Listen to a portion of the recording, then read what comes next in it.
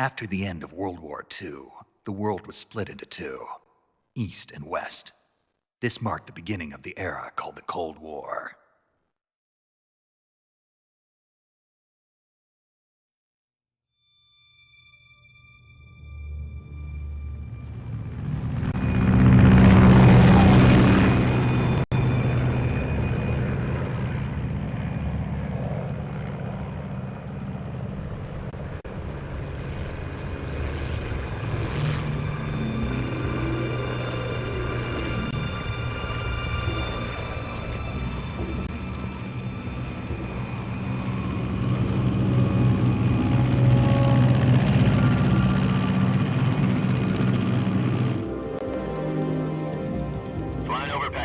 Altitude 30,000 feet. Approaching Soviet airspace. 20 minutes to drop off. Commencing internal depressurization. Equipment check. Arm main parachute. All right. You ready to go? Drop zone still showing a high pressure mass. Cav okay.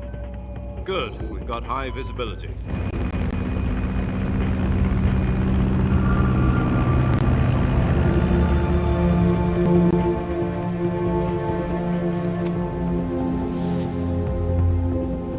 Put out that cigar.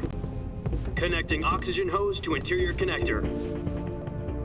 Put on your mask.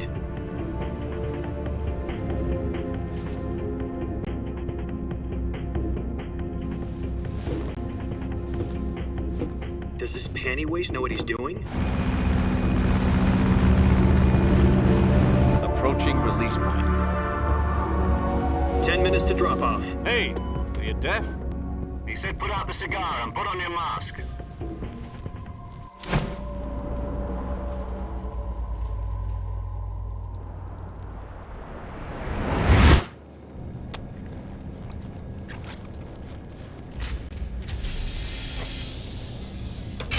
Depressurization complete. Checking oxygen supply. 6 minutes to drop off. Opening rear hatch.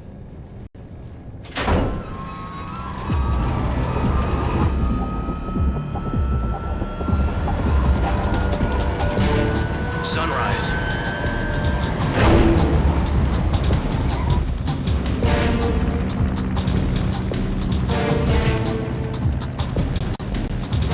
External temperature minus 46 degrees Celsius. 2 minutes to drop off. Stand up. You'll be falling at 130 miles per hour. Try not to get frostbite from the wind chill. 1 minute to drop off. Move to the rear. Activate bailout funnel. This is one for the history books. The world's first halo jump. 10 seconds to drop off. Stand by. Status okay. All green. Prepare for drop-off. Countdown. 5, 4, 3, 2, 1. Spread your wings And fly. God be with you.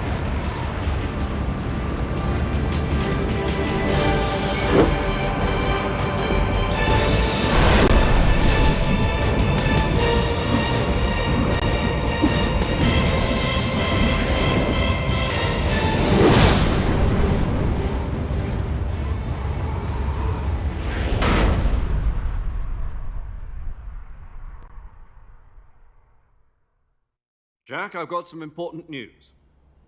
The head of the CIA has finally given us the green light for the virtuous mission.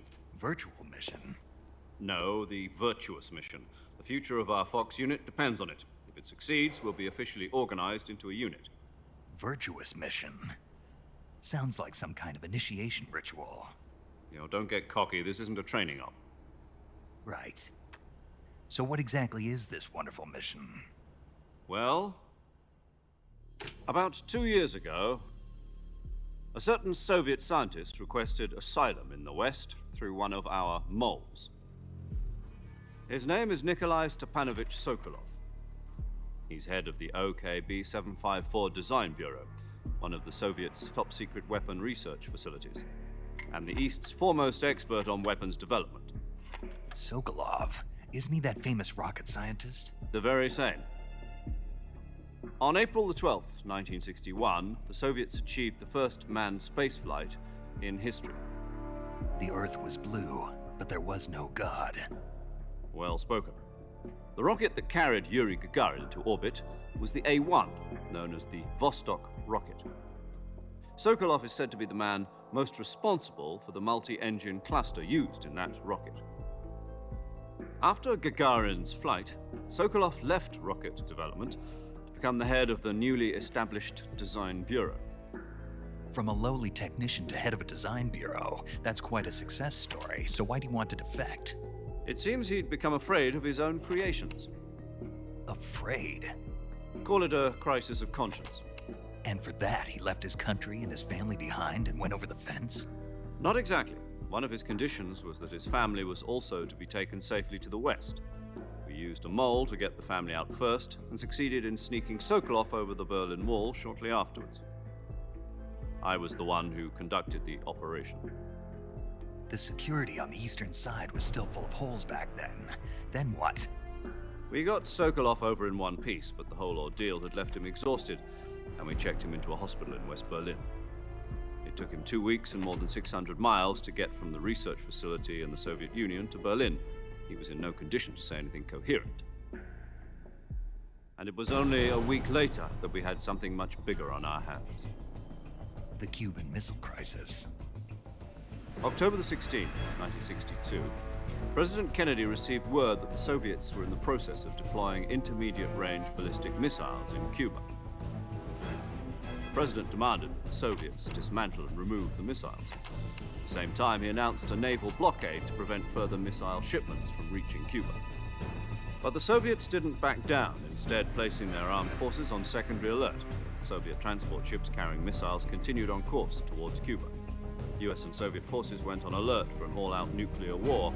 Frantic negotiations were conducted through the UN's Emergency Security Council and unofficial channels to end the hair-trigger standoff. Finally, on October the 28th, the Soviet Union agreed to remove its missiles from Cuba, and so the world avoided a nuclear holocaust. But in order to get the Soviets to pull their missiles out, we had to make a deal. You mean the one where the US agreed to remove its IRBMs from Turkey? No. The Jupiter IRBMs deployed in Turkey were obsolete, and we were going to get rid of them anyway. They had no strategic value whatsoever to either the US or the Russians. The Turkey deal was a ruse, a cover story that was fed to the other intelligence agencies around the world. So what did the Russians really want? Sokolov. They wanted us to return Sokolov. You mean the Soviets pulled out of Cuba just to get their hands on Sokolov? That's right. What the hell was he working on? At the time, we had no idea. We were running out of time. It was either give up Sokolov or risk full-scale nuclear war. In the end, we had no choice. President Kennedy gave in to Khrushchev's demand. The next day, I got Sokolov out of the hospital, handing him over to agents on the eastern side. Sokolov kept on screaming, "Save me," until he disappeared from my sight. Then a month ago, we received some new information from one of our moles. About Sokolov? Yes. He was taken back to the research facility and forced to continue working on the weapon in question under KGB supervision. What's more, it's on the verge of completion. So what kind of weapon is it? Something to do with space rockets? No, missiles. Same technology. I guess you're right. We don't know the details, but it appears to be a new kind of nuclear device. For half a year now, the Soviets have been conducting frequent nuclear tests at Semipalatinsk. Something to do with the weapon, I assume. We're talking about a secret weapon so big that Khrushchev was ready to pull out of Cuba to get it back. Is Sokolov still in the facility? No. According to our intelligence, he's in Selinoyarsk, a place in the mountains about 3 miles to the west that's known as the Virgin Cliffs. The Virgin Cliffs. Nice name for a virtuous mission. They moved him there just recently. Why? Apparently, they're conducting a field test of the weapon, but it's our best chance to get him back. This mission would never have been possible if he was still in the research facility. This is our last chance. Sokolov must have known that too when he contacted us.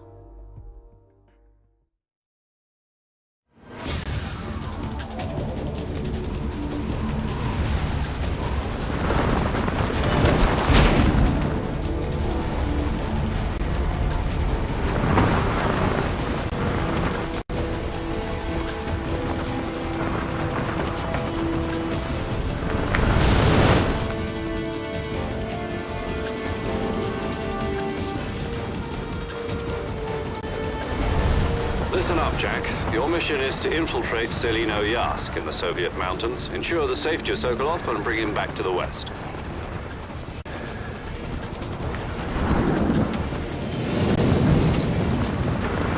If we don't get Sokolov back before that weapon is complete, we'll be facing a major crisis. The clock is ticking.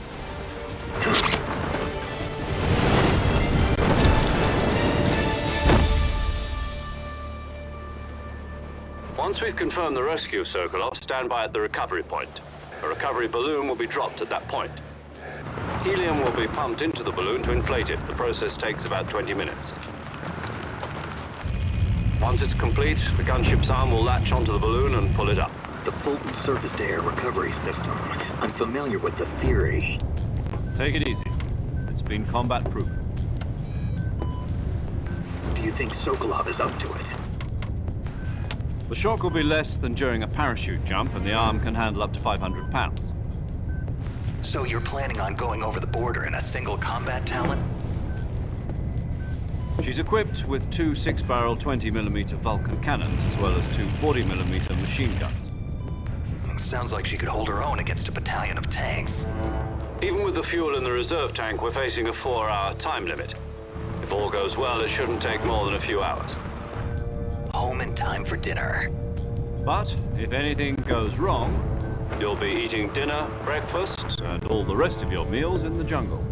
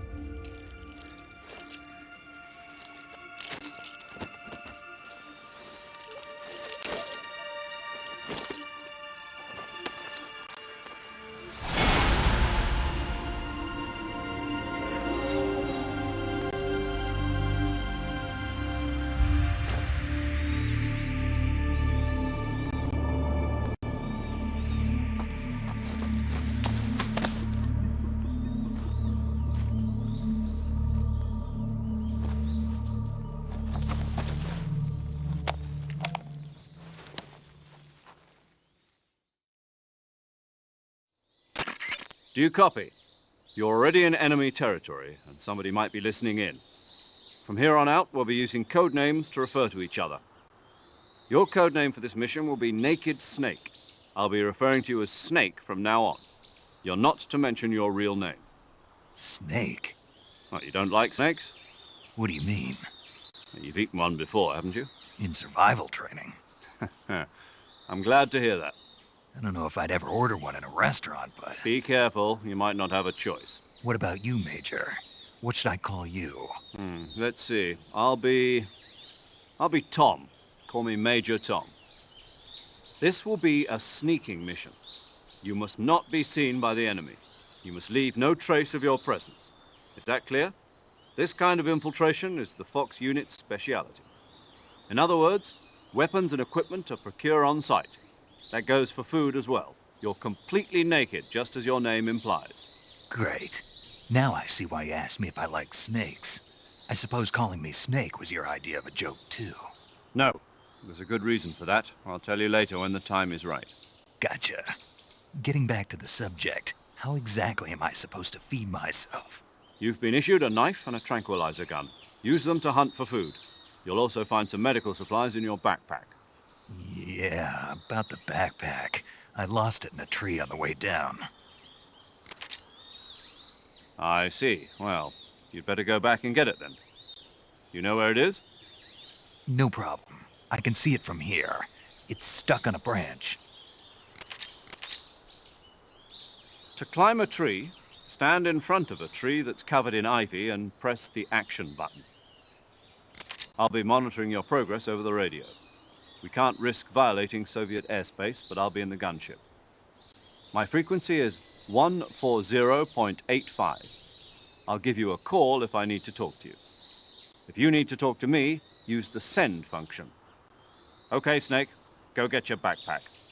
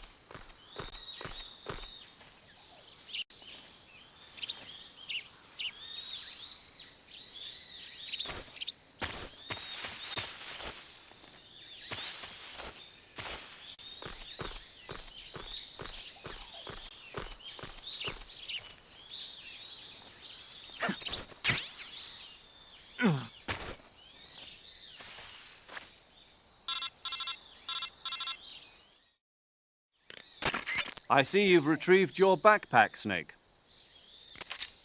To equip a weapon, it's necessary to take it out of your backpack. In the survival viewer, choose Weapon from the backpack. Your available weapons will be displayed in a window in the upper left. From that list, choose the weapon you want to equip and press the Enter button. For other equipped items, just do the same thing from Item. Got it.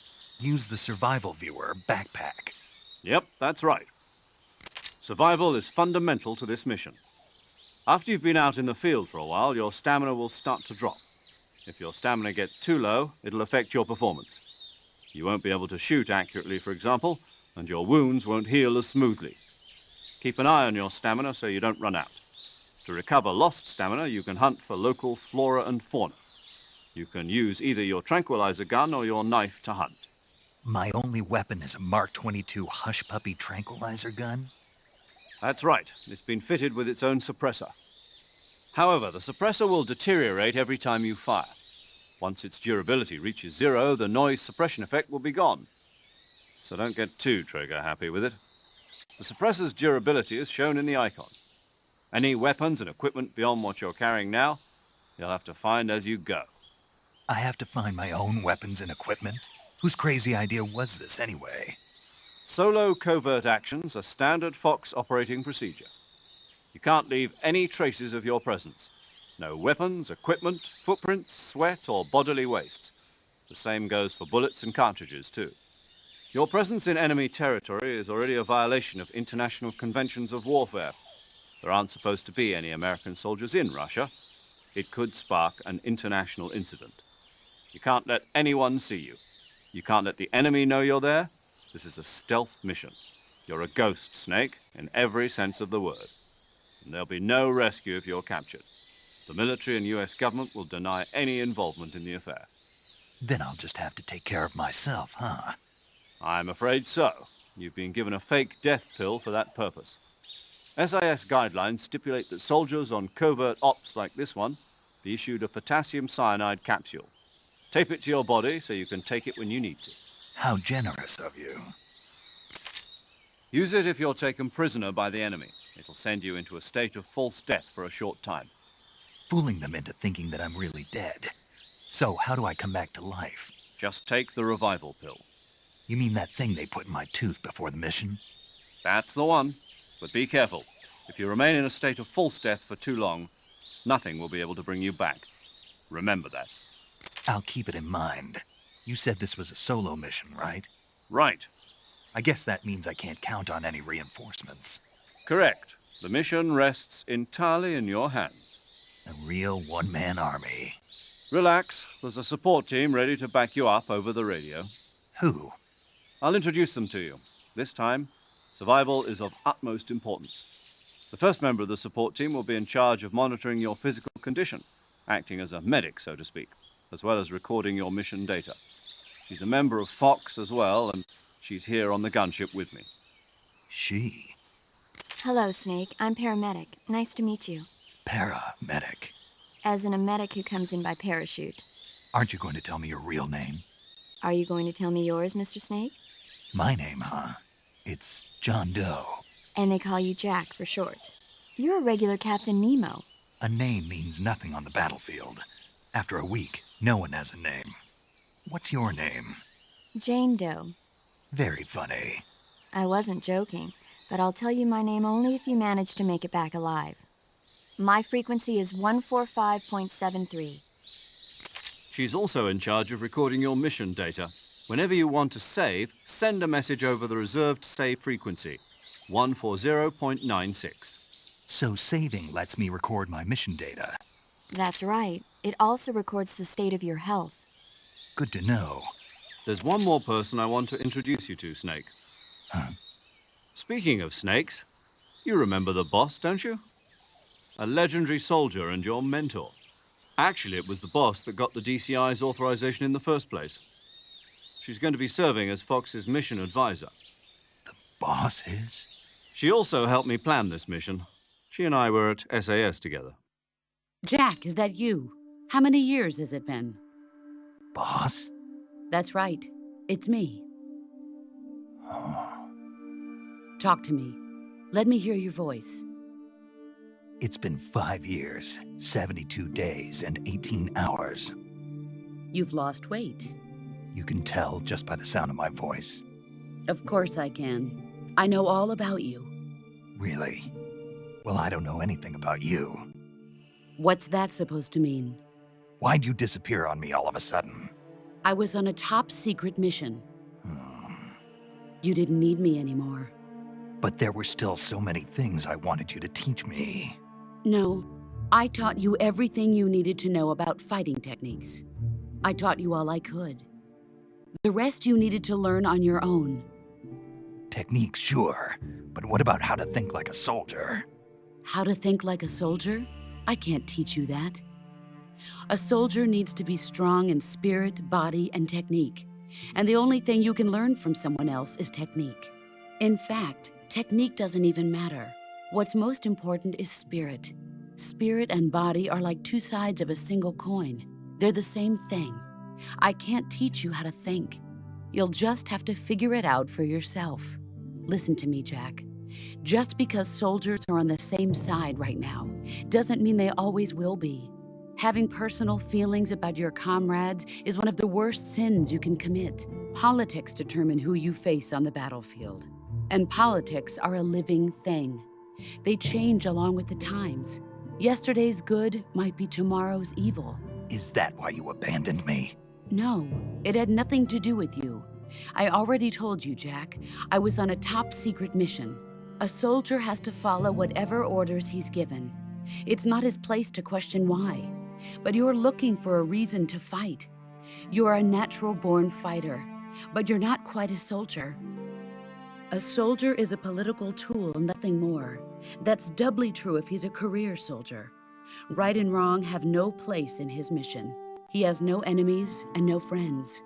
Only the mission. You follow the orders you're given. That's what being a soldier is. I do whatever I have to get the job done. I don't think about politics. That's not the same thing. Sooner or later, your conscience is going to bother you. In the end, you have to choose whether you're going to live as a soldier or just another man with a gun. There's a saying in the Orient, loyalty to the end. Do you know what it means? Being patriotic. It means devoting yourself to your country. I follow the president and the top brass. I'm ready to die for them if necessary. The president and the top brass won't be there forever. Once their terms are up, others will take their place. I follow the will of the leader, no matter who's in charge. People aren't the ones who dictate the missions. Then who does? The times. People's values change over time, and so do the leaders of a country. So there's no such thing as an enemy in absolute terms. The enemies we fight are only enemies in relative terms, constantly changing with the times. As long as we have loyalty to the end, there's no point in believing in anything, even in those we love. And that's the way a soldier's supposed to think? The only thing we can believe in with absolute certainty is the mission, Jack. All right, but do me a favor. What is it? Call me Snake. Snake. Oh, right. Your code name is Snake. It suits you well. That's right. The legendary unit that the boss put together during World War II was a snake. The Cobra unit, a group of heroes that brought the war to an end and saved the world. As long as you've got a legendary hero backing you up, you'll be fine. Isn't that right, Snake? Yeah, I can't think of anyone else I'd rather have with me. Oh, and one more thing, boss. Yes? It's good to hear your voice again. Same here. After all, who knows if either of us will make it out alive? Snake, you are always best at urban warfare and infiltrating buildings. But this is the jungle. Survival is going to be key. Those CQC techniques I taught you are sure to come in handy. CQC? Close quarters combat, huh? I've been in the Green Berets for the past few years. I'm probably pretty rusty. Not to worry. I'll be here to help you remember. After all, this is your first actual survival mission. I'll be supporting you over the radio. Where are you, boss? Next to the Major? The boss is communicating with us by radio from aboard a Permit-class submarine in the Arctic Ocean. My frequency is 141.80. Call me if you need my advice on battle techniques. Gotcha. Your mission is to retrieve Dr. Sokolov. Dr. Sokolov is being held in an abandoned factory located to the north of your current position. Avoid heavy combat and don't let anyone see you. Don't forget that this is a stealth mission. Snake, try to remember some of the basics of CQC.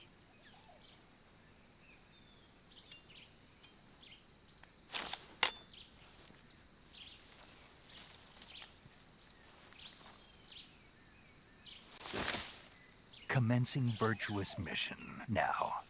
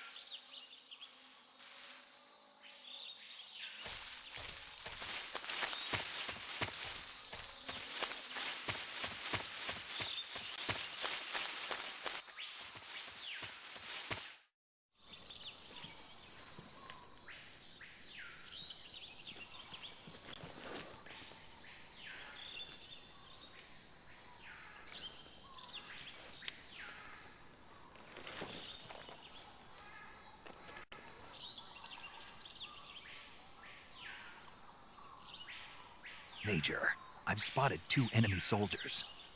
They're probably KGB troops sent to guard Sokolov. AK-47s and grenades. Snake, your presence in Soviet territory is already a violation of international law. We can't let the Kremlin find out that the CIA and the American government are involved. Contact with the enemy is strictly prohibited. Don't engage them in battle either. This is a stealth mission. Got that? The Major is right. The point of this mission is to sneak through the jungle without being seen. The success of the mission depends on how well you use your camouflage. Change your camouflage by selecting Camouflage from the Survival Viewer. The Uniform option lets you pick your uniform, while the Face option lets you change your face paint. Choosing camouflage that blends in with your surroundings will help you conceal yourself more effectively. Also, don't forget that anything that moves will stand out in the jungle. If you just stand up and run around like an idiot, you're bound to be spotted. But if you crawl instead, you should be able to sneak by without being noticed.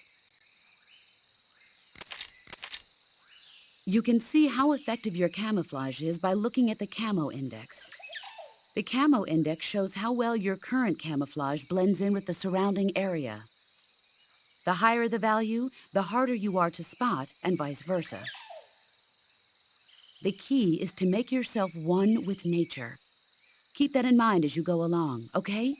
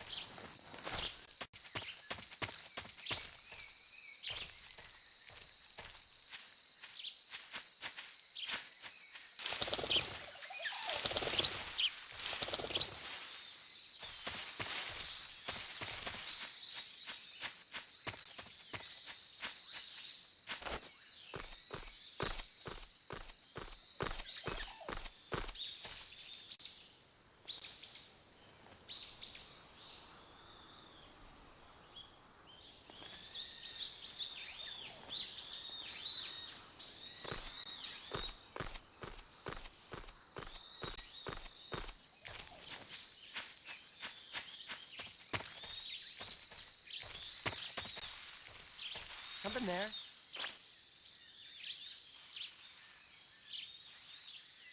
I must be seeing things.